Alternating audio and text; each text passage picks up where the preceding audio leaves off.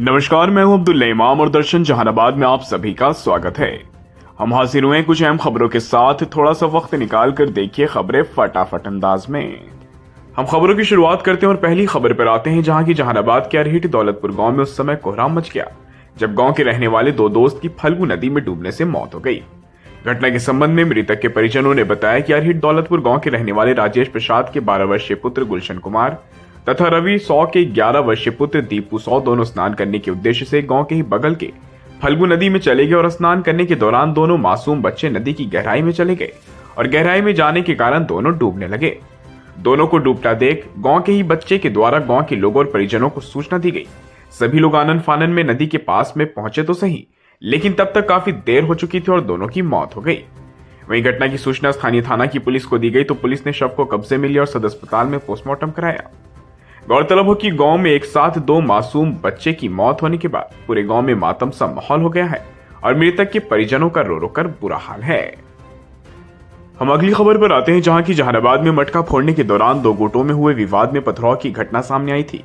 इस घटना में पुलिसकर्मी समेत कई लोग घायल हुए थे और सभी घायलों का सदर अस्पताल में इलाज कराया गया, जिसके बाद मजिस्ट्रेट के बयान पर नगर थाने में 12 लोगों के खिलाफ प्राथमिकी दर्ज की गई और पुलिस ने त्वरित कार्रवाई करते हुए 11 आरोपियों को गिरफ्तार कर लिया।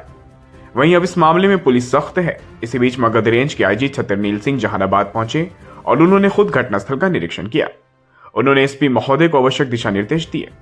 इस बाबत एसपी अरविंद प्रताप सिंह ने बताया कि आपसी विवाद का मामला है, चूंकि रमजान, ईद और रामनवमी के मद्देनजर भी पुलिस को विशेष सतर्कता बरतने की जरूरत है। हमने सभी अधिकारियों को निर्देश दिया है। पुलिस अधिकारियों का कहना है कि मामले की जांच की जा रही है। वहीं आईजी ने भी यह स्पष्ट किया कि निर्दोष लोगों को नहीं फंसाया जाएगा और दोषियों को बख्शा नहीं जाएगा।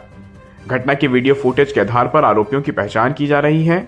आईजी की देखरेख में आगे की कार्रवाई की जाएगी। वहीं स्थानीय लोगों ने आईजी महोदय के समक्ष अपनी बात रखी, जिस पर उन्होंने सभी पहलू को ध्यान में रखते हुए यह आश्वस्त किया कि किसी भी निर्दोष को नहीं फंसाया जाएगा, बल्कि वीडियो फुटेज के आधार पर सभी दोषियों को पकड़ा जाएगा। हम अगली खबर पर आते हैं, जहां की जहानाबाद के कजियाना डेहरी गांव में पति ने अपनी पत्नी की बेरहमी से हत्या कर दी और फरार हो गया। इस बाबत मृतिका के भाई ने बताया कि उसने अपनी बहन की शादी कुछ दिनों पूर्व की थी और अभी 1 साल भी नहीं हुआ था। शादी के बाद हमें मालूम चला कि लड़के की 2 शादी हुई है और इसी वजह से उसने मेरी बहन की हत्या कर दी और हमें सूचना दी और मोबाइल बंद कर फरार हो गया। खैर, इस घटना में सोचने वाली बात तो यह है कि एक और बेटी की जान चली गई, लेकिन आखिर कब तक ऐसा होगा कि हमारे समाज की बेटियों की बलि चढ़ते रहेगी। हम अगली खबर पर आते हैं, जहां की जहानाबाद सदर विधायक सुदय यादव के द्वारा विधानसभा में नगर परिषद क्षेत्र की समस्याओं को उठाने पर हम पार्टी के नेता चुन्नू शर्मा ने कड़ी प्रतिक्रिया दी है। उन्होंने विधायक के 5 वर्षीय कार्यकाल पर सवाल उठाते हुए कहा कि जब वे स्वयं क्षेत्र में रहते हुए विकास कार्य नहीं करा सके तो अब विधानसभा में इन मुद्दों को उठाना उनकी विफलताओं को स्वीकार करने जैसा है। और उन्होंने मुद्दा उठाया भी तो कौन सा कि नाले के ढक्कन का निर्माण कराया जाए, जो दिखाता है कि उन्हें समस्याएं तक चयनित करनी नहीं आती। उन्होंने यह भी कहा कि विधायक ने अपने कार्यकाल में नगर निगम क्षेत्र में विकास के नाम पर कुछ भी ठोस कार्य नहीं किया। अब जब चुनाव नजदीक है तो राजनीतिक लाभ के लिए ऐसे मुद्दे उठाए जा रहे हैं। उन्होंने अंत में यह भी कहा कि विधायक की भूमिका क्षेत्र के विकास में महत्वपूर्ण होती है और वर्तमान विधायक ने अपने कार्यकाल में जनता की अपेक्षाओं को पूरा नहीं किया है, जिससे लोगों में असंतोष है। और ये बहुत ही हास्यास्पद लगता है कि अब चुनाव नज़दीक है और विधानसभा में हमारे जहानाबाद के जो विधायक हैं वो एक ऐसा मुद्दा उठाते हैं। ये नाला अगर जो फिदा हुसैन रोड का है, जहाँ पे वो लोहे का ऊपर से गटर जैसा है, कुछ भी है, तो वो तो खुद अपने फंड से भी करवा सकते हैं। विधानसभा में ये मुद्दा उठाने लायक तो है नहीं।